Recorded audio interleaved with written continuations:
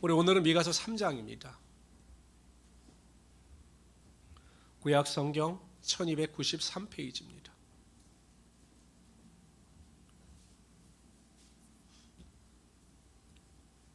구약 성경 1293페이지 미가서 3장입니다.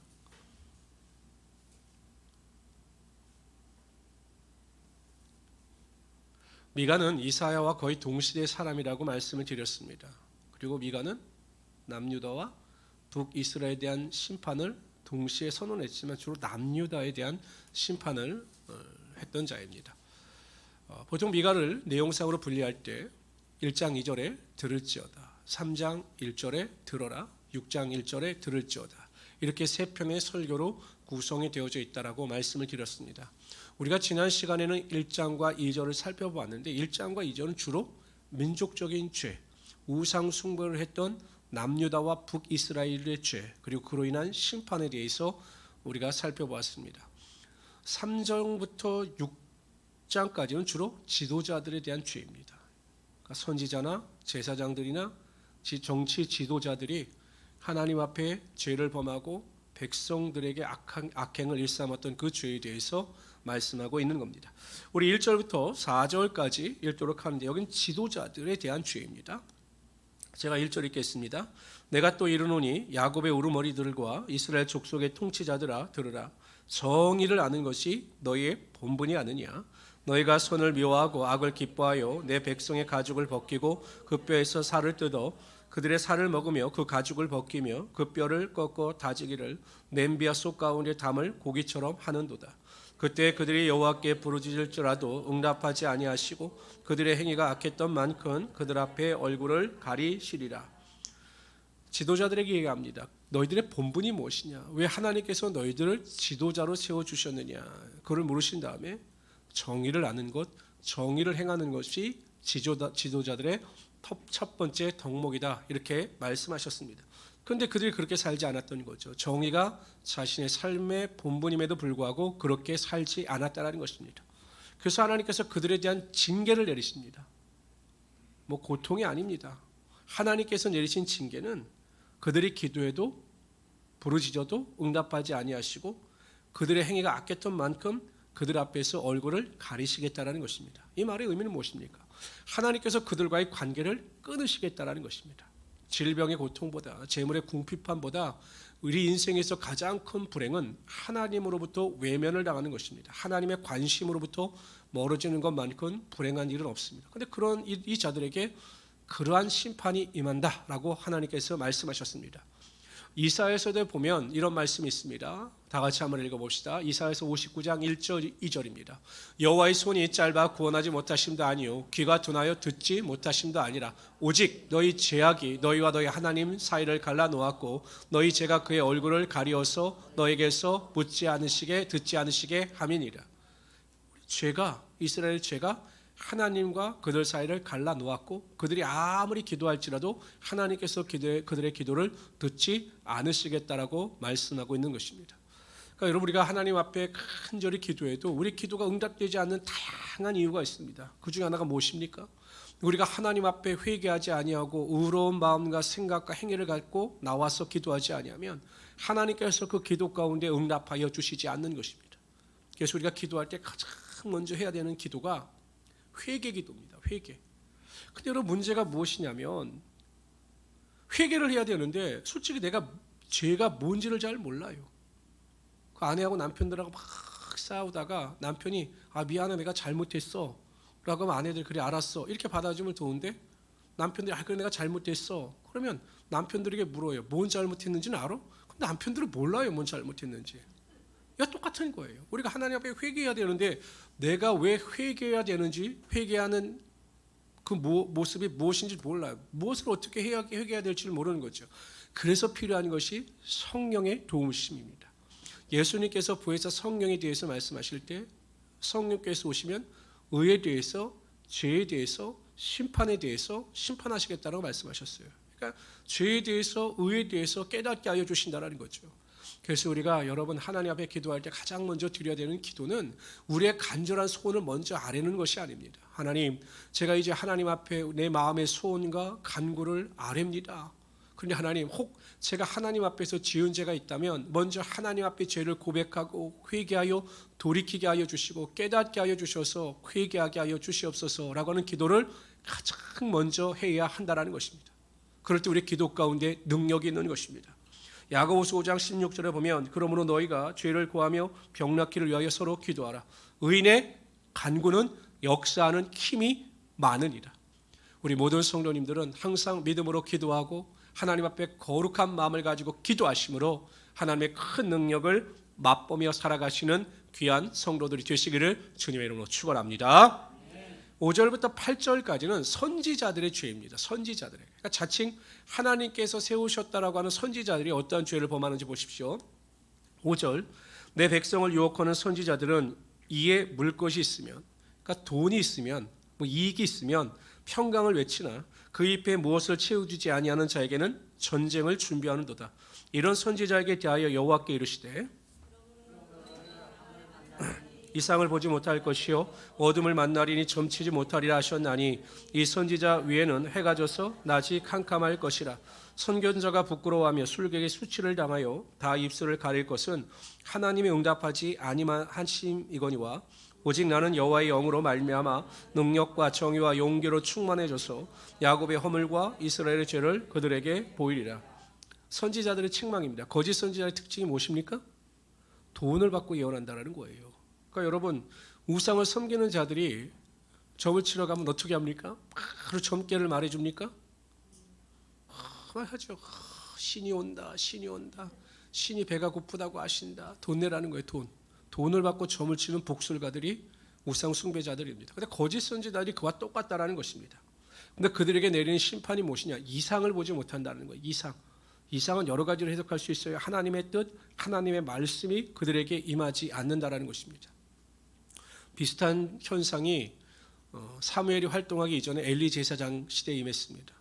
엘리 제사장이 하나님 앞에 바로 서지 못하고 그 아들 홈리와 비느하스가 하나님 앞에 범죄하고 이스라엘 백성들도 죄에 빠졌을 때 사무엘상 3장 1절에 이런 말씀이 있습니다. 아이 사무엘이 엘리 앞에서 여호와를 섬길 때에는 여호와의 말씀이 희귀하여 이상이 보이지 않았더라.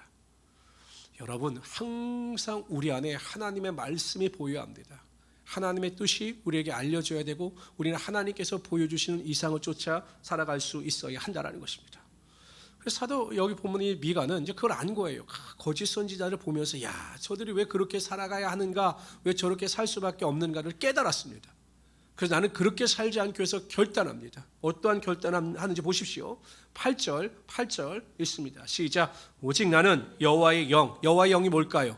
성령이죠. 여호와의 영으로 말미암아 능력과 정의와 용기로 충만해져서 야곱의 허물과 이스라엘의 죄를 그들에게 보이리라. 그러니까 미가가 자신의 사명이 뭔지를 알아요. 야곱의 허물과 이스라엘의 죄를 그들에게 보리라, 알리리라. 이것이 선지자의 사명입니다. 내가 그 사명을 감당해 나가기 위해서 여호와의 영, 성령의 능모로 충만함으로 하나님이 주시는 능력과 하나님이 주시는 거룩함과 하나님께서 주시는 용기를 가지고 승리하게 될 것이다. 이렇게 선포하고 있는 것입니다. 그러니까 여러분, 우리가 성령 충만하지 아니하면, 성령님의 지배를 받지 아니하면 거짓 선지자들 같이 탐심을 쫓아 사나, 성령 충만하게 되면 하나님께서 주신 능력과 정의와 용기를 가지고 우리의 사명을 온전히 감당하며 이 어두운 세상을 이기며 살아갈 수 있게 된다는 것입니다. 사도 베드로를 보십시오. 사도 베드로가 공생의 기간 동안 예수님을 쫓아다니면서 얼마나 많은 책망도 받았고 믿음도 없었고 능력도 없었습니까? 여러분, 오순절 마가의 다락방이 성령의 능력을 임하게 되죠. 그 능력을 받아요. 성전 미문에 앉아있는 안전뱅이를 일으키죠. 능력 받지 않습니까? 파워를 받습니다. 더군다나 그 유대인들, 또한 사두개인들, 그 바리새인들, 이런 사람들이 예수의 이름을 전하지 말라고 할 때 용기가 나타나서 선포합니다. 하나님 앞에서 너희 말 듣는 것이 하나님 말씀 듣는 것보다 옳은가 판단하라. 우리는 보고 들은 것을 전하지 아니할 수 없다. 용기가 생기잖아. 이게 다 성령입니다. 여러분, 참 이 시대가 침울하고 우울하죠. 사람들을 낙심케 하고 사람들을 우울케 만듭니다. 그러나 성령에 속한 사람은 하나님이 주시는 용기가 있고 하나님이 주시는 담대함이 있고 하나님이 주시는 능력이 있게 되는 것입니다. 이 위기가 우리에게 기회가 될 수 있는 것입니다. 항상 성령의 능력을 사모하셔서 미가처럼 결단하셔서 성령을 쫓아 승리하시는 하나님의 귀한 성도들이 되시기를 주님의 이름으로 축원합니다. 9절에서 12절까지는 이제 총체적인 지도자들에 대한 책망을 하신 다음에 그들에게 임할 심판이 무엇인가에 대해서 말씀하십니다. 우리 미가서 3장 9절서부터 12절까지 제가 9절 읽겠습니다. 야곱 족속의 우두머리들과 이스라엘 족속의 통치자들 곧 정의를 미워하고 정직한 것을 굽게 하는 자들아 원하노니 이 말을 들을지어다. 시온을 피로 예루살렘을 죄악으로 건축하는도다. 그들의 우두머리들은 뇌물을 위하여 재판하며 그들의 제사장은 삭을 위하여 교훈하며 그들의 선지자는 돈을 위하여 점을 치면서도 여호와를 의뢰하여 이르기를 여호와께서 우리 중에 계시지 아니하냐 재앙이 우리에게 임하지 아니하리라 하는도다. 이러므로 너희로 말미암아 시온은 갈아엎고 압치되고 예루살렘은 무더기가 되고 성전에 사는 숯불의 높은 곳이 되리라. 총체적인 난국 그들의 죄악에 대하여 하나님께서 말씀하신 다음에 회개하지 아니하면 12절에 심판과 멸망이 임할 것이다 라고 말씀하셔요. 그런데 참 우리를 당황하게 하고 의아하게 만드는 성경 구절이 있어요. 그것은 11절입니다.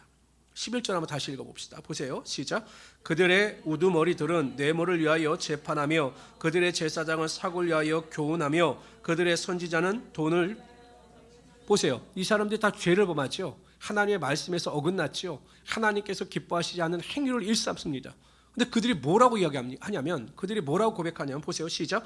여호와를 의뢰하여 이르기를 여호와께서 우리 중에 계시지 아니하냐 재앙이 우리에게 임하지 아니하라 하는도다. 하나님의 뜻대로 전혀 살지 않는데 마치 하나님을 잘 믿는 것처럼 하나님을 의지하는 것처럼 하나님께서 자신들을 도우실 것처럼 고백합니다. 이게 가능할까요? 자신은 정말 엉망으로 살고 하나님 말씀대로 살지 않는데 그럼에도 불구하고 하나님께서 나를 위하여 일하시고 나를 도우시고 나를 좋은 곳으로 인도하신다라고 하는 이 잘못된 믿음을 가지고 있다라는 것입니다. 정말로 자신을 몰라도 너무 모르는 것이죠. 그런데 이러한 자들이 그들 시대에만 존재했느냐 미가 시대에만 존재했느냐라는 문제입니다. 우리 시대에는 존재하지 않을까요? 많을까요? 적을까요? 어떻게 아세요? 많은지 적은지 어떻게 아십니까? 저는 참 육체적으로 신체적으로 이런 분들을 비하하는 말은 아니지만 저는 이런 분들을 그냥 신앙의 발달 장애 분들이 아닌가라는 생각을 해요. 나에게 장애가 있고 나에게 부족한 것이 있는데 나에게 문제가 있다는 것을 전혀 인식하지 못한다는 것입니다. 목회자들도 마찬가지고요. 성도들도 마찬가지입니다. 자신의 영적 상태를 모르는 것입니다. 왜 그럴까? 왜 그럴까? 디모데 전서에 보면 이렇게 말씀하셔요. 읽어봅시다. 시작. 잠깐만요. 읽어봅시다. 디모데전서 4장 1절입니다. 시작. 그러나 성령이 밝게 말씀하시기를 후일에 이게 말이래 말세 후일에 어떤 사람들이 믿음에서 떠나 미혹하는 영과 귀신의 가르침을 따르리라 하셨으니 자기 양심이 화인을 맞아서 외식함으로 거짓말하는 자들이라. 뭐라고요? 자기 양심에 화인을 맞는다라는 거예요. 그러니까 믿는다라고 하는데 신앙적 양심에 불화살을 맞으니까 이 양심이 마비가 되는 것입니다. 그러니까 잘못된 일을 하고 악한 일을 행하면서도 내 양심에 화인이 맞았으니까 그것이 잘못됐다고 전혀 인식하지 못한다라는 것입니다. 우리가 세상에서 이렇게 보면 어렸을 때 보면 그런 이야기 합니다. 무슨 이야기를 하냐면 나쁜 일을 하는 사람, 나쁜 일을 하는 친구에게 뭐라고 하냐면 너 양심에 털났냐고 물어봐요. 양심이 마비된 거, 너 양심에 털났어? 어떻게 그렇게 행동을 하고 말을 해? 이렇게 말을 합니다. 제가 이렇게 봐도 목회자들도 그렇고 뭐 우리나라 유명한 목사님들도 그래요. 이렇게 목회자들도 그렇고 이렇게 보면 어떻게 저렇게 할 수 있지? 성도들도 보면 어떻게 저렇게 할 수 있지? 이유는 한 가지예요. 양심에 화인을 맞았기 때문에 신앙적 양심에 화인을 맞았기 때문에 도저히 믿는 자로서 할 수 없는 행위와 말을 서슴지 않고 할 수가 있게 된다는 것입니다.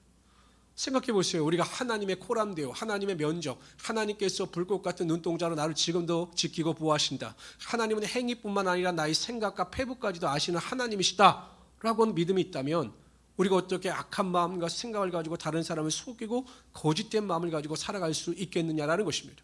그런데 그러한 일이 지금 한국 교회와 성도들 사이에 비일비재하게 일어나고 있다는 것이죠. 하나님이 살아계시면, 하나님의 능력을 믿으면 그렇게 행동할 수 없는 일들이 지금도 계속 일어나고 있다는 것입니다. 뿐만 아니라 갈라디아서 6장 3절도 이래요. 다 같이 읽어봅시다. 시작. 만일 누가 아무것도 되지 못하고 된 줄로 생각하면, 아무것도 아니에요. 아무것도. 제가 보기에도 성도의 믿음이, 그 성도의 믿음이 아무것도 아닙니다. 근데 본인은 스스로 다 된 줄로 착각해요. 나는 신앙이 이 정도니까 필요 없습니다. 목사님 말씀의 충고도 필요 없고, 목사님 기도도 필요 없고, 다 필요 없습니다. 이런 성도들이 있다라는 것이죠. 제가 얼마 전에 그 손흥민 축구 선수 아시죠? 여러분들 모르십니까? 있다라고 칩시다. 세계 탑 클래스예요. 요즘에 EPL에서 잉글랜드 프리미어리그에서 최고 선수 중에 한 사람입니다. 근데 손흥민 선수가 항상 인터뷰하는 내용이 있어요. 나는 아직 멀었습니다. 난 누구와 비교해서 나는 정말 부족한 사람입니다. 항상 겸손한 마음을 가지고 있어요. 그러니까 발전이 있는 거죠. 성도들 중에도요. 나는 항상 부족합니다. 목사님 말씀도 믿음도 모든 것이 연약합니다. 그래서 기도도 필요하고 제가 더 열심히 믿어야 합니다. 어쨌든 열심히 신앙생활 하겠습니다. 라고 하는 자는 믿음의 성장과 성숙이 나타납니다. 변화가 있어요. 난 전혀 문제가 없어요, 목사님. 저는 제가 보기엔 저는 거의 완벽합니다. 막 이야기합니다. 천만의 말씀이죠. 절대 그럴 수가 없다라는 것입니다. 스스로 선줄로 생각하는 자는 넘어질까 조심하라 말씀하셨어요. 그러므로 우리 모든 성도님들은 어찌하든지 간에 항상 매일 하나님의 말씀에 나를 비춰보시고 매일 깨어서 기도하시고 하나님의 뜻에 순종하심으로 하나님 앞에 거듭 성장과 성숙을 이루며 살아가시는 하나님의 귀한 성도들이 되시기를 주님의 이름으로 축원합니다. 나이를 먹는다는 게 뭘까를 생각해 보면 인생을 알아요. 제가 20대 때 30대 때 몰랐던 인생이 보여요. 여러분들도 자녀들 키워보시면 알잖아요. 인생을 이렇게 살면 참 그래도 나름대로 고생 안 하고 살 수 있는데 왜 우리 자녀들이 저렇게 살지 못할까라는 것을 보면 안타까울 때가 있거든요. 목회자인 저도 마찬가지입니다. 이 목회를 거의 이제 제가 따져보니까 95년부터 따져보면 거의 25년을 했어요. 보이는 거죠. 성도들이 저렇게 살면 안 되는데, 저렇게 살면 이런 길이 있는데 라는 걸 아는 거예요. 그런데 말을 못해요. 왜냐하면 말을 하면 시험에 들기 때문에. 그래서 기도만 할 뿐이죠. 하나님 깨닫게 하시고 돌이키게 하시고 바른 길을 가게 하십시옵소서라고 기도합니다. 깨닫는 영이 임할 수 있도록, 하나님의 감동이 임할 수 있도록, 하나님의 인도하심이 임할 수 있도록 성도 여러분 정말 이 마지막 때에 깨어서 기도하시고 하나님과 동행하는 삶을 살아갈 수 있는 우리 성도들이 되시길 바랍니다. 그래서 오늘 선지자들처럼, 예언자들처럼, 제사장들처럼 어리석은 자가 되지 않도록, 양심에 화인 맞은 자가 되지 않도록 최선을 다하며 살아가시는 하나님의 귀한 성도들 되시기를 주님으로 축원합니다. 미가서 4장입니다. 미가서 4장은 조금 어려워요. 이거는 종말에 대한 예언입니다. 1차적으로 해석할 때는 이스라엘 백성들이 느부갓네살 왕, 바벨론 느부갓네살 왕에게 패하는 그날을 1차적인 역사적 실제로 보는 견해도 있지만 이 본문에 나오는 4장의 내용은 말일에 대한 이야기예요. 종말에 대한 이야기입니다. 그래서 해석을 잘 해야 합니다. 우리 한번 1절부터 5절까지 있는데 1절 읽읍시다. 1절 제가 읽겠습니다. 끝날이, 여기 끝날은 어디냐? 이게 중요해요. 이 끝날이 어디냐? 어떤 학자들은 끝날을 예수 그리스도의 초림, 어떤 학자들은 예수 그리스도의 재림을 끝날로 봅니다. 근데 대부분의 학자들은 끝날을 예수 그리스도의 초림과 예수 그리스도의 재림, 이 기간을 끝말일로 보는 거, 끝날로 보는 거죠. 그러니까 끝날은 언제냐? 예수 그리스도의 초림과 예수 그리스도의 재림의 기간 동안이다라고 보시면 됩니다. 여호와의 전의 산이, 이 여호와의 전의 산도 잘 해석해야 됩니다. 보통 여호와의 전이 있는 산은 시온산이에요. 예루살렘을 보통 가리키는데 여기에서 여호와의 전의 산은 교회입니다. 교회. 신약 시대의 교회를 말씀하시는 거예요. 이것을 잘 이해하시고 본문을 읽으셔야 이해가 되는 것입니다. 여호와의 전의 산이 산들의 꼭대기에 굳게 서며 작은 산들 위에, 이 작은 산들은 이 세상입니다. 작은 산들 위에 뛰어나고 민족들이 그리로 몰려갈 것이라. 이해가 되시죠? 민족들이 교회로, 이방인들이 교회로 몰려갈 것이라. 2절 시작. 곧 많은 이방 사람들이 가며 이르기를 오라 우리가 여호와의 산에 올라가서 야곱의 하나님의 전에 이르자. 그가 그의 돌을 가지고 우리에게 가르치실 것이라. 우리가 그의 길로 행하리라 하리니 이는 율법이 시온에서부터 나올 것이요 여호와의 말씀이 시온에서부터 예루살렘부터가 다 교회입니다. 그러니까 이방인들이 하나님의 복음, 하나님의 말씀을 사모하여 몰려들게 되어 있다라는 거죠. 이 당시만 해도 유대인들이 이해 못했어요. 왜냐하면 선민이기 때문에 자신들만 구원을 얻는다라고 생각했는데 이미 미가 선지자들은 이방인들에게 하나님의 구원이 흘러넘치게 될 것이고 이방인들이 하나님의 교회로 몰려오게 될 것이다 이렇게 말씀하고 있는 것입니다. 3절 제가 읽겠습니다. 그가 많은 민족들 사이에 이를 심판하시며 그는 예수 그리스도십니다. 그가 많은 민족들 사이에 이를 심판하시며 먼고 강한 이방 사람들을 판결하시리니 무리가 그 칼을 쳐서 보습을 만들고 예수님께서 오시면 갈등과 전쟁이 다 떠나가게 된다는 것입니다. 평강의 왕으로 오신다는 거죠. 창을 쳐서 낫을 만들 것이며 이 나라와 저 나라가 다시는 칼을 들고 서로 치지 아니하며 다시는 전쟁을 연습하지 아니하고 각 사람이 자기 포도나무 아래와 자기 무화과 나무 아래 이것은 개인이 평안을 누릴 것이다라는 의미입니다. 평안을 누린다라는 겁니다. 예수 그리스도 안에서 화평을 이루게 된다라는 것입니다. 그들을 두렵게 할 자가 없으리니 이는 만군의 여호와의 입이 이같이 말씀하셨습니다. 5절 시작. 만민이 각각 자기의 신을 의지하며 행하되 오직 우리는 우리 하나님 여호와 이름을 의지하여 영원히 행하리로다. 결심이죠. 그러니까 여러분 마지막 때가 되면 미가 선지자가 주전 700년 전에 벌써 예수 그리스도가 이 땅에 오시고 교회가 탄생할 것을 예언하고 있는 것입니다. 근데 핵심은 예수 그리스도가 이 땅에 오시면 우리에게 주시는 가장 큰 축복의 하나가 구원을 통한 하나님의 절대적인 평강이라는 것입니다. 평강. 두려워하는 마음이 아니고 화평을 이루게 된다라는 것입니다. 그렇기 때문에 여러분 예수 그리스도를 내 안에 모신 자들, 예수 그리스도의 복음의 은혜와 능력 가운데 살아가는 자들은 모든 불안, 공포, 두려움, 낙심으로부터 자유함을 얻으며 하나님이 주시는 참된 평강이 있게 되는 것입니다. 몇 년 전인가 세계 사진 작가들이 모여서 세계에서 그동안 이렇게 촬영이 되었던 사진 중에서 최고의 사진을 선정한 적이 있습니다. 제가 10년 전에 보았던 기사인데요.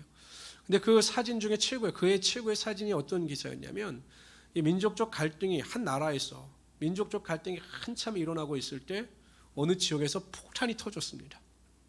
아비규환이죠. 막 사람들이 이리 뛰고 저리 뛰고 막 불안하고 두려워서 난리가 나는 그 사진 속에서 한 엄마가 아기를 안고 뛰는 겁니다. 그 엄마도 두렵죠. 불안하죠. 폭탄이 터졌으니까. 그 얼굴에는 막 슬픔과 두려움이 가득한 얼굴입니다.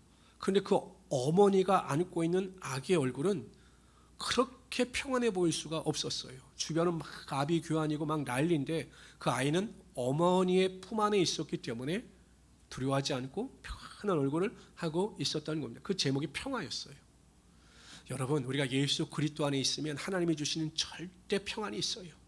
우리 모든 성도님들은 이 혼란과 두려움의 시대 가운데 다시 예수님께 가까이 나가고 복음의 믿음을 회복하셔서 하나님이 주시는 절대 평안의 능력을 가지고 살아갈 수 있는 우리 귀한 성도들이 되시기를 주님의 이름으로 축원합니다. 우리 6절부터 5장 1절까지 읽도록 하죠. 6절 제가 읽겠습니다. 여호와께서 말씀하시되 그날에는 내가 저는 자를 모으며 쫓겨난 자와 내가 환난받게 한 자를 모으며 이게 말일인데 1차적으로는 이스라엘 백성들이 주전 586년에 멸망을 당하고 고레스의 칙령에 의하여 537년에 돌아오는 것을 예표하는 것이나 궁극적으로는 믿는 자들의 구원, 그들에게 임할 하나님의 은혜에 대해서 설명하는 겁니다.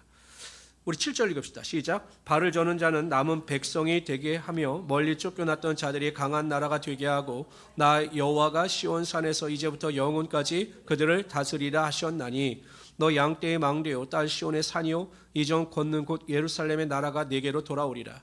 이제 내가 어찌하여 부르짖었느냐. 너희 중에 왕이 없어졌고 내 모사가 죽었으므로 내가 해산하는 여인처럼 고통함이냐. 그러니까 하나님께서 그들을 돌아오게 하실 것이다 라고 약속하셨어요. 그래서 이스라엘 백성들이 너희가 그러면 어떻게 살아가야 하는가, 지금은 당장 고통스럽고 어렵다 할지라도 그럼 어떻게 살아가야 하는가, 그것이 9절 10절입니다 10절 읽어봅시다. 시작. 딸 시온이여 해산하는 여인처럼 힘들여 나을지어라. 이제 내가 성읍에서 나가서 들에 거주하며 또 바벨론까지 이르러 거기서 구원을 얻으리니 여호와께서 거기서 너를 내 원수들의 손에서 속량하여 내시리라. 핵심은 여기입니다. 시온이요 해산하는 여인처럼 힘들여 나을지어다. 이 의미는 인내하라 이 말입니다. 인내하라. 고통이 있더라도 인내하라라는 것입니다. 그러면 내가 너희를 회복케 하고 돌아오게 할 것이다. 이렇게 말씀하고 있는 것입니다. 11절 다 같이 읽겠습니다. 이제 많은 이방 사람들이 모여서 너를 치며 이르기를 시온이 더럽게 되며 그것을 우리 눈으로 바라보기를 원하노라 하거니와. 이제 이 본문은 어떤 내용이냐면 이스라엘 민족을 괴롭혔던 이방을 하나님께서 이스라엘 민족을 통하여 심판하시겠다라는 내용입니다. 제가 12절 읽겠습니다. 그들이 여호와의 뜻을 알지 못하여 그의 계획을 깨닫지 못한 것이라. 여호와께서 곡식 땅을 타작마당에 모음같이 그들을 모으셨나니 딸 시온이여 일어나 칠지어다. 내가 네 뿔을 무쇠 같게 하며 내 굽을 녹 같게 하리니 내가 여러 백성을 쳐서 깨뜨릴 것이라. 내가 그들의 탈취물을 구별하여 여호와께 드리며 그들의 재물을 온 땅에 주께 돌리리라. 딸 군대여 너는 때를 모을지어다. 그리들 우리를 에워쌌으니 막대기로 이스라엘 재판자의 뺨을 치리로다.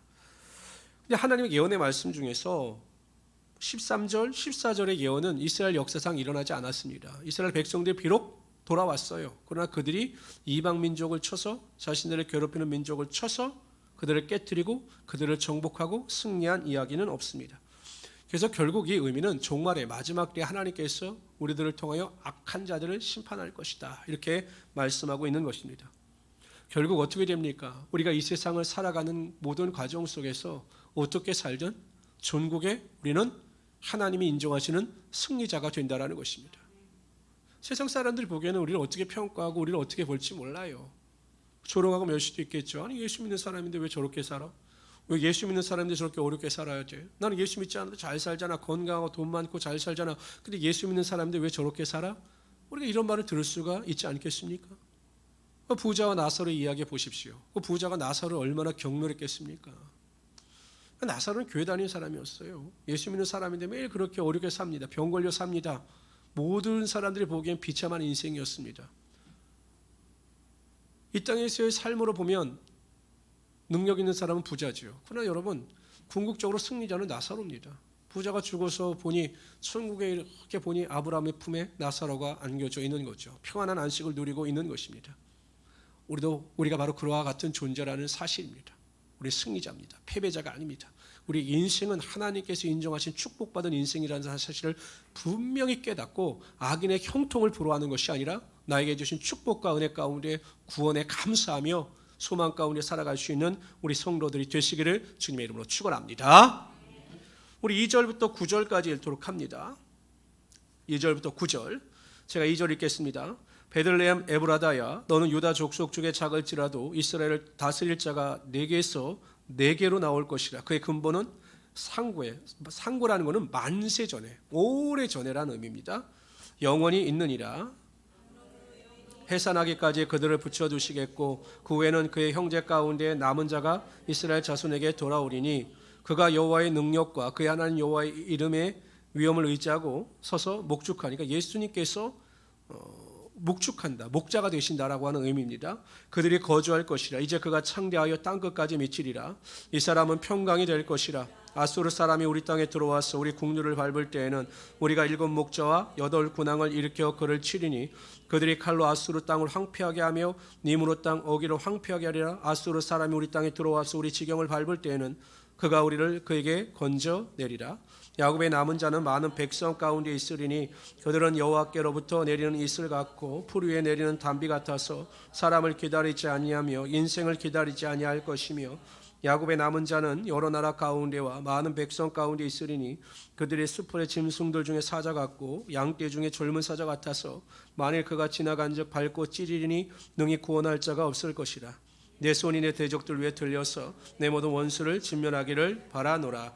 2절부터 9절까지는요 중요한 인물이 세 사람이 등장합니다. 첫째는 3절에 보면 그예요. 그가 누구냐면 예수 그리스도십니다.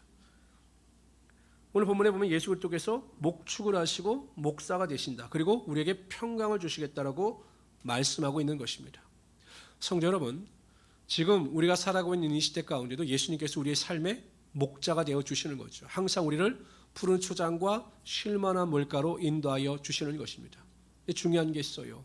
양이 목자의 음성을 분별하며 들을 수 있어야 한다는 것입니다.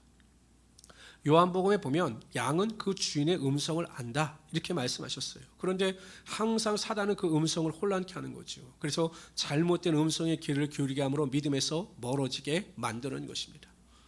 우리가 하나님의 음성을, 예수 그리스도의 음성을 들을 수 있는 이유는 한 가지밖에 없어요. 뭡니까?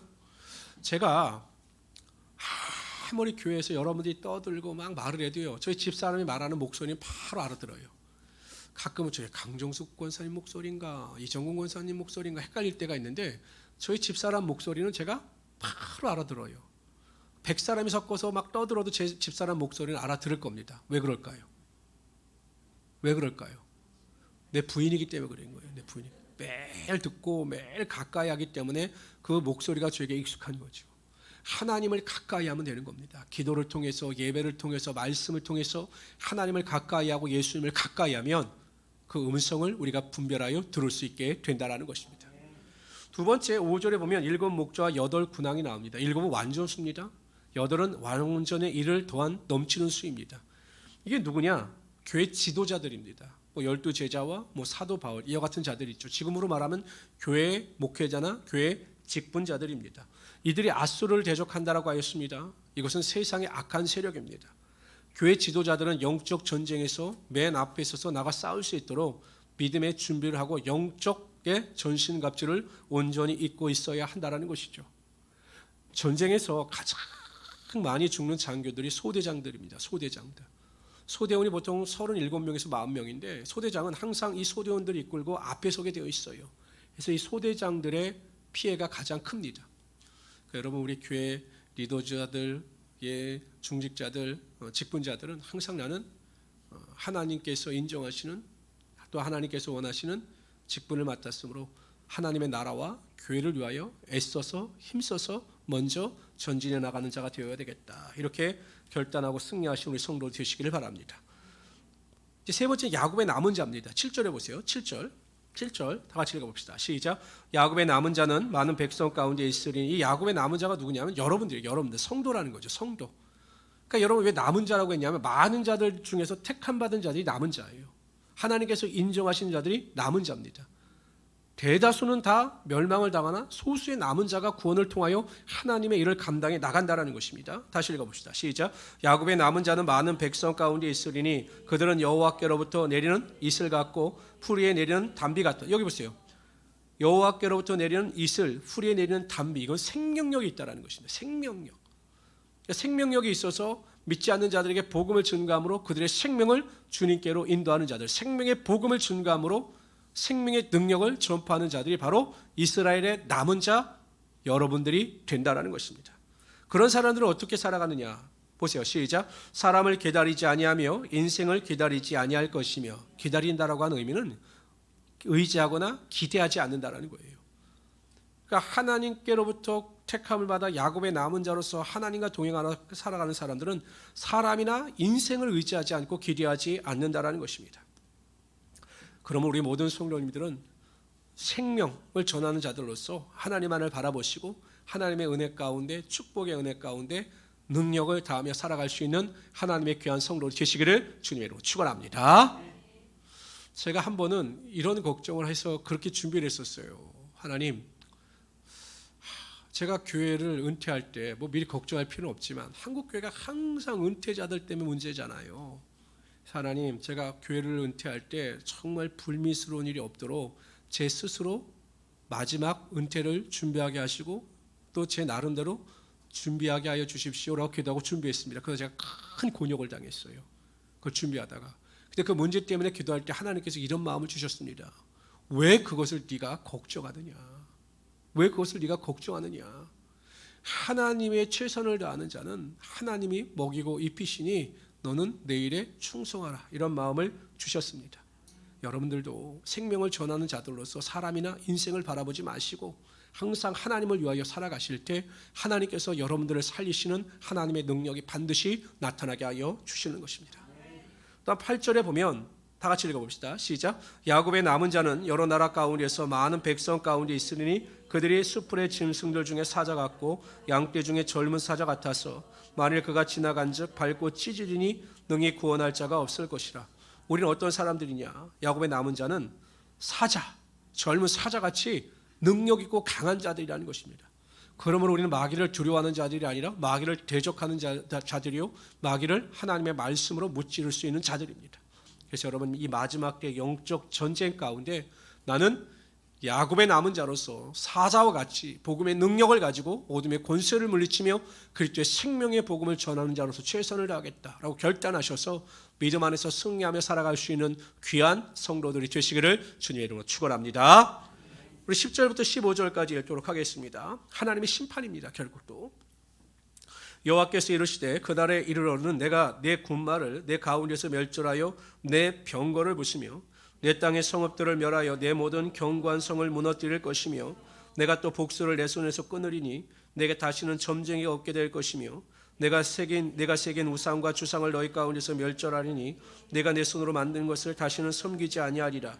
내가 또 내 아살의 목상을 너희 가운데 빼버리고 내 성읍들을 멸할 것이며 내가 또 진노와 분노로 순종하지 아니하는 정화 작업을 하신다는 것입니다. 죄악되는 모든 것을 다 없이 하시겠다라고 말씀하시죠. 그러면서 다시는 섬기지 않게 하시겠다 이렇게 말씀하십니다. 13절에 보면 내 손으로 만든 것을 다시는 섬기지 아니하리라.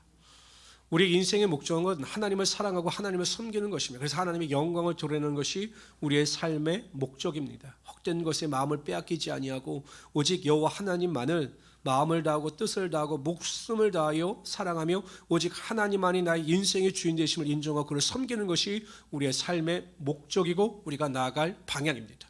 항상 그것을 깨달으시고 항상 믿음 안에서 하나님만을 사랑하고 섬기는 일에 최선을 다함으로 내 노력과 수고에 의한 결실이 아니라 하나님께서 부어주신 축복, 견고한 축복을 가지고 영광을 돌리며 살아가시는 하나님의 귀한 성도들이 되시기를 주님으로 축원합니다. 기도합시다. 주시 하나님 감사합니다.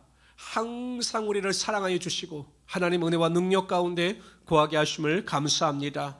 하나님, 오늘 본문에 보면 하나님께서 세우신 자들 중에 선지자나 또한 제사장들이나 모든 지도자들이 하나님 앞에 범죄했음에도 불구하고 그들의 죄를 깨닫지 못한 채 여전히 자신들은 하나님 앞에 바로 서며 하나님께서 자신들의 삶을 이끌어 가신다라고 고백합니다. 이런 어리석음을 범하지 않도록 도와주시옵소서. 하나님, 미가 선지자의 고백처럼 내가 여호와의 영으로 깨어 있어서 결단함으로 능력과 또한 모든 용기와 정의를 가지고 살아가겠다라고 결단하며 매일매일 깨어 살아가는 성도들이 되게 하여 주시옵소서. 하나님, 코로나19 사태로 인하여 하나님 많은 어려움이 발생하고 있습니다. 그 가운데 가장 큰 어려움은 영적으로 많은 자들이 침체 가운데 빠져 있습니다. 돌이키게 하여 주시고 매일 깨어있게 하여 주시고 어디에 있든지 간에 하나님만을 바라보고 의지하며 살아갈 수 있도록 허락하여 주시옵소서. 항상 기뻐하라, 쉬지 말고 기도하라, 범사에 감사하라. 이는 너희를 향하신 하나님의 뜻이니라.